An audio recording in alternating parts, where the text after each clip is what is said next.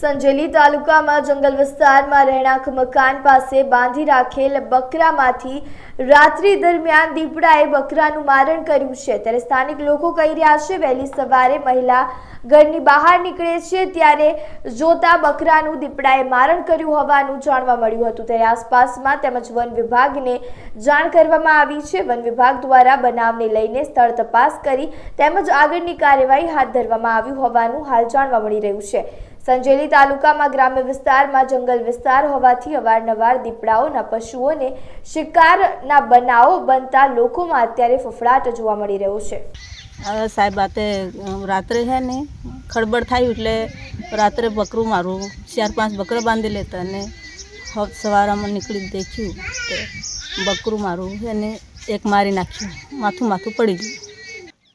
ના અમારે રાત્રે ગમે તે નીકળો તો દીપડાની બહુ બીક લાગે છે ને ડુંગરની બે વચ્ચે અમારું ગામ આવેલું છે।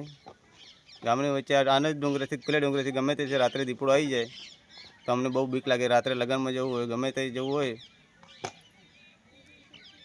તો અમારે ઘરે નાના નાના છોકરા બધું હોય તો પાંજરું મૂકે અને એમને પકડી રહે એવી અમારી માંગ છે ફોરેસ્ટવાળાની।